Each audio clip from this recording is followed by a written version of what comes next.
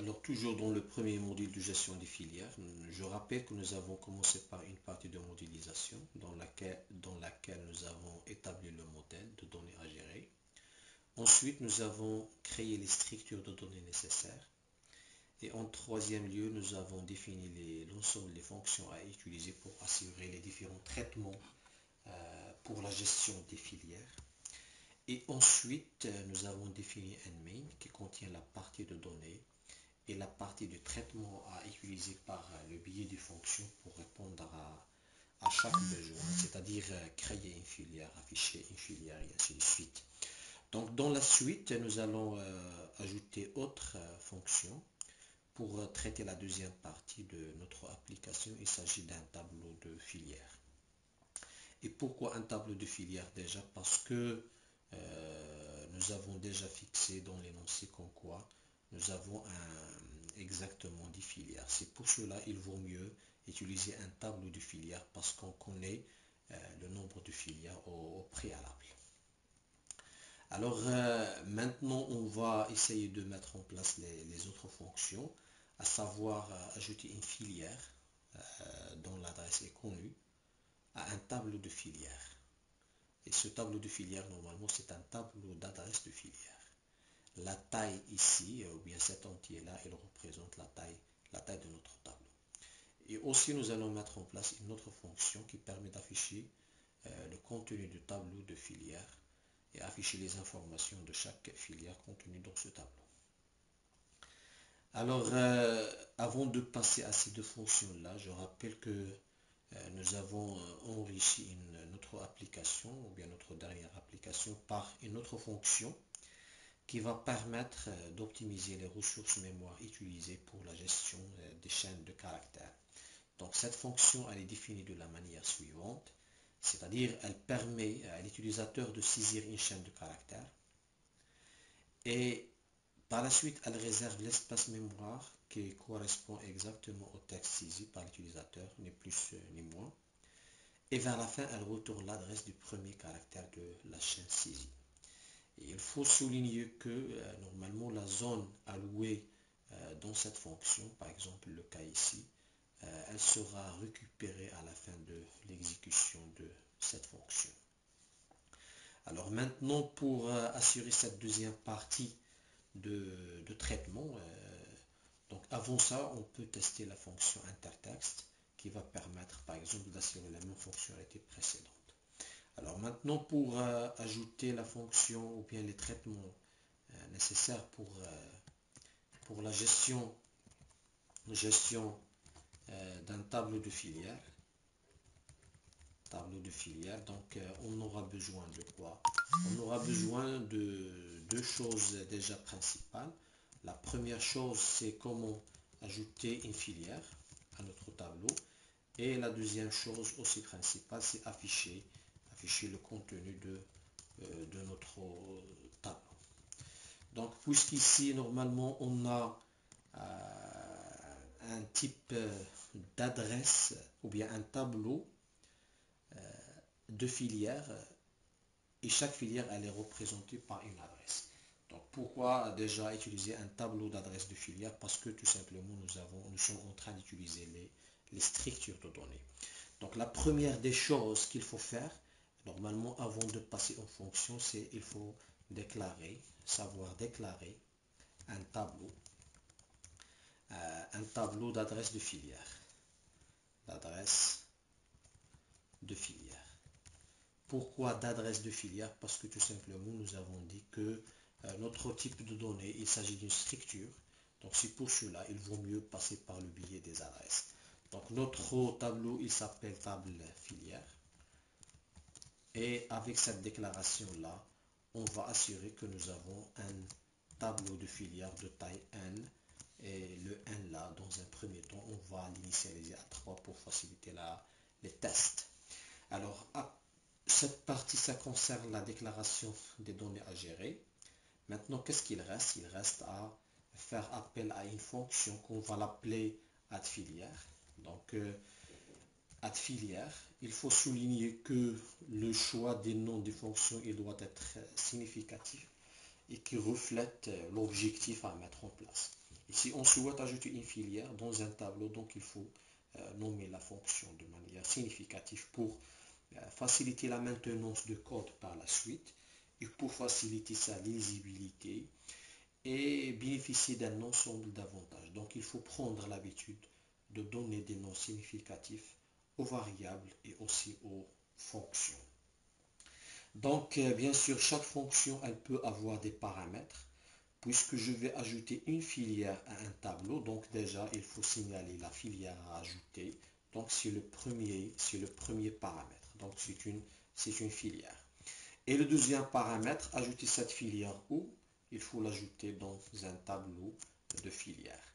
Et une fois utilisé les tableaux, il ne faut pas oublier de passer aussi la taille parce que c'est à partir de cette taille-là qu'on va avoir la condition d'arrêt qui va permettre de parcourir tout le tableau. Donc cette fonction, normalement, on peut utiliser son type de retour void, comme on peut utiliser un type de retour qu'on peut appeler R. Donc R, normalement, un entier, c'est-à-dire elle va retourner 1. Le R ici, il peut avoir deux valeurs, soit 1, c'est-à-dire 1, la filière est ajoutée avec succès.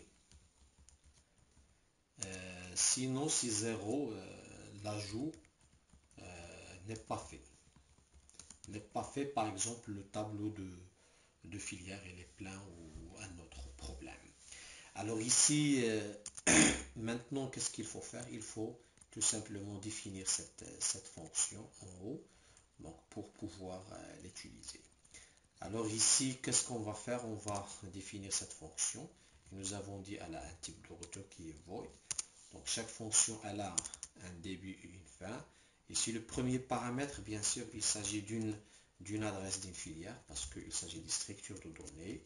Et ici, c'est un tableau d'adresse de filière et dont la taille normalement n'est pas précisée parce que ici, pour dire qu'il s'agit d'un tableau. Et le troisième paramètre, bien sûr, c'est un entier. Alors, la première chose à penser, une fois mettre en place une fonction, il faut penser au type de retour. Donc, je dois retourner vers la fin un entier. Donc, sur cet entier-là, normalement, il doit être défini et initialisé pour éviter tout problème éventuel. Donc, ça, c'est la première chose à faire pour assurer un code correct. Donc, l'objectif, c'est quoi? L'objectif, normalement, c'est d'ajouter une filière dans un tableau de filières, comme montré dans cette figure. Donc, ici, supposons que nous avons déjà un tableau qui contient un ensemble d'informations. Donc, bien sûr, chaque case contient une adresse. Et si vous constatez ici, on a ajouté des valeurs nulles pour dire que cette case, elle est libre.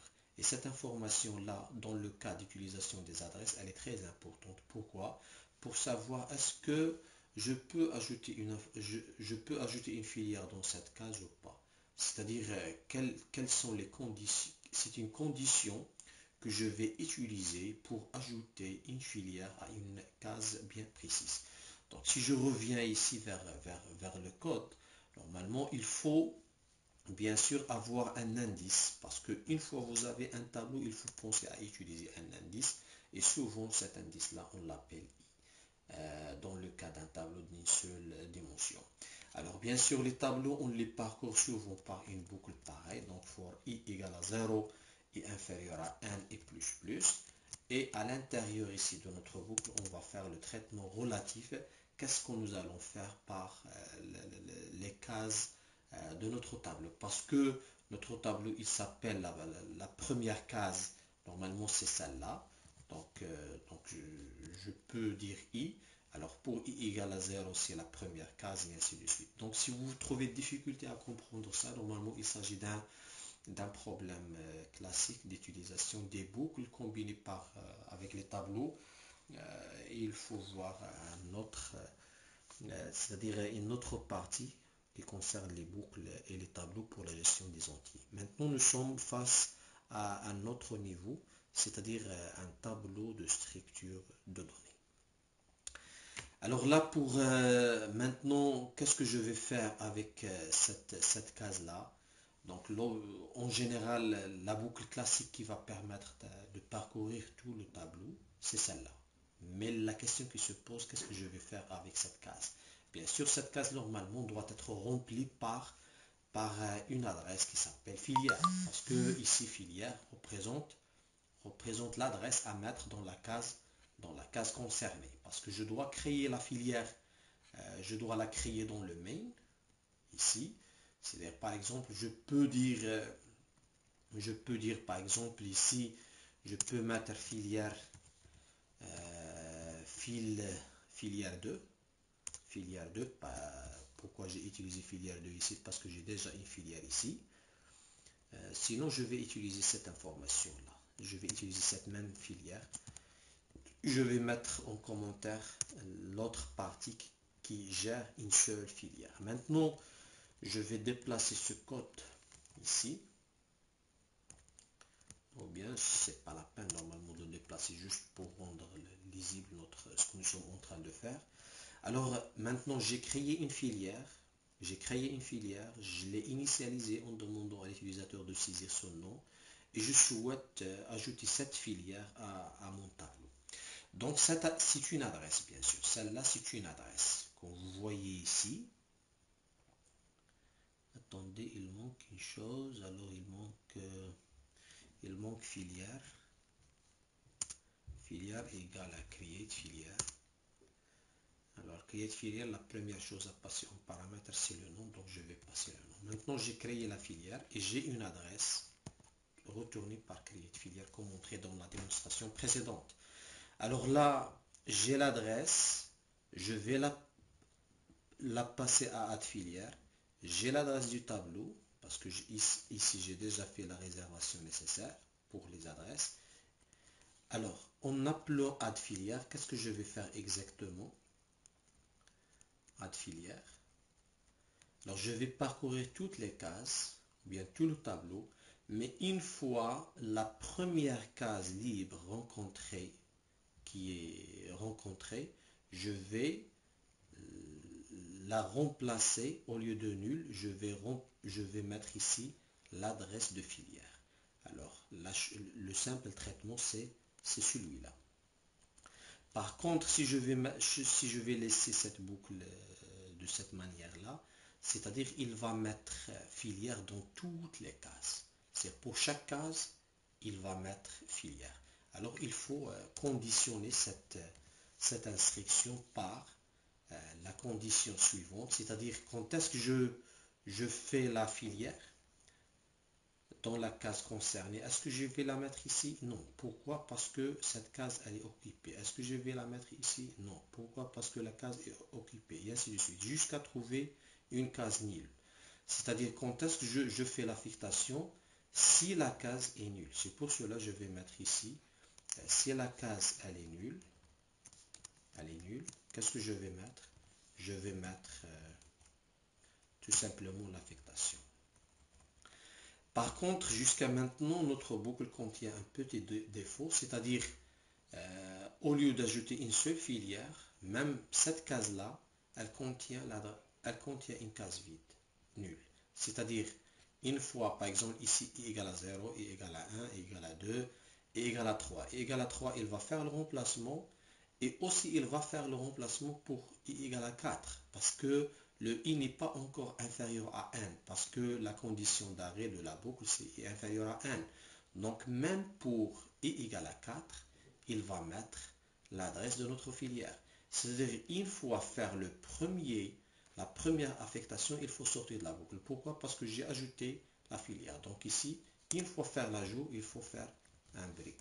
Pour éviter le fait d'ajouter notre filière dans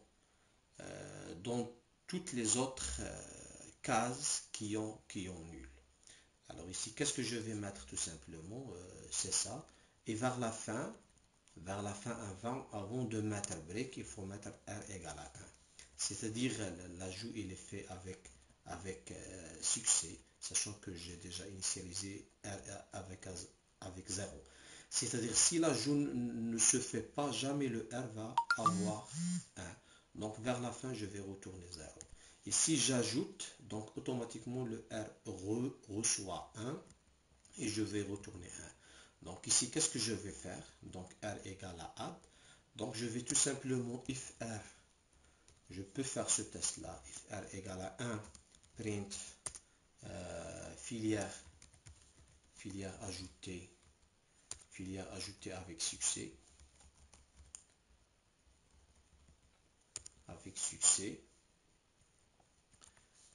Et je peux mettre un else. Je peux mettre un petit copier-coller de cette partie-là. Un else, filière échec, je peux afficher échec d'ajout, tout simplement d'ajout. Alors là, bien sûr, je vais exécuter mon application pour tester ma fonction. Donc je peux mettre JSI et voilà, il y a ici échec d'ajout, j'imagine. Attendez. Alors échec, enfin, je vais afficher échec déjà de manière correcte. Alors pourquoi il y a échec? If R égale 1, print filière, R égale, qu'est-ce qu'il y a déjà? Ah oui, qu'est-ce que nous avons fait? La chose très importante, nous n'avons pas initialisé notre tableau. Et vous avez remarqué que l'initialisation ne se fait pas de manière automatique. Alors, une fois il a essayé d'ajouter une filière à notre tableau, il a trouvé toutes les cases non nulles. Donc c'est pour cela cette information-là, elle est très importante. Donc qu'est-ce qu'il faut faire après juste la déclaration de notre tableau? Il faut bien sûr, ce que j'ai déjà utilisé le i ici, non? Donc je vais mettre un int i, je vais mettre for i égale à 0 et inférieur à 1 et plus. Et bien sûr, ceci pour initialiser toutes les cases à nul, pour dire que toutes les cases ne contiennent aucune filière. Alors avec ça, je vais saisir, par exemple, je vais mettre le nom de la filière et je peux avoir le message qui est filière ajoutée avec succès. Alors maintenant, je peux, c'est-à-dire cette partie de traitement, je peux l'associer à une fonction que je peux l'appeler initable filière. Donc il faut juste passer l'adresse et ce traitement là qui s'appelle init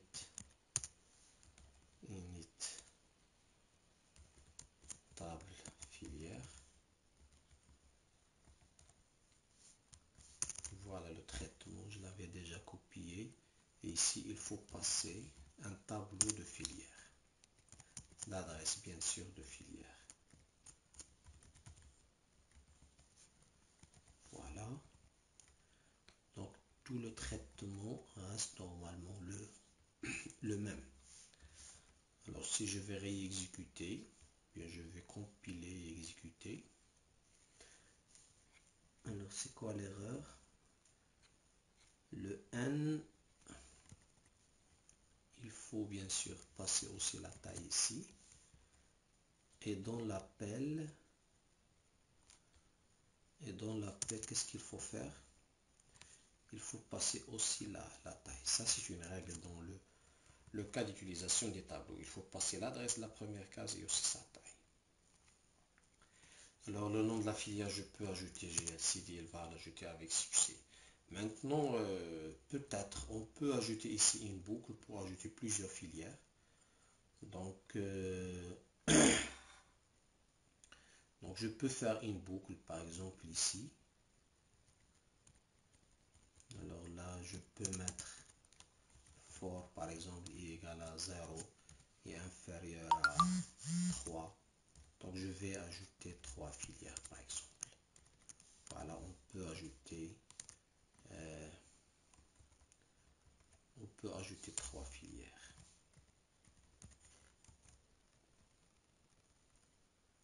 Voilà, donc la boucle se finit ici. Alors est-ce qu'elle est utilisée? Le I.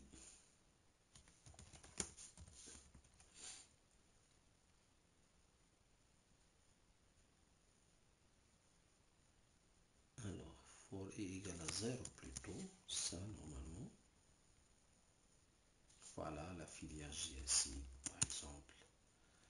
La filière ajoutée avec succès, entrer le nom de la filière BDCC, CIR, et ainsi de suite. Donc on a ajouté trois filières.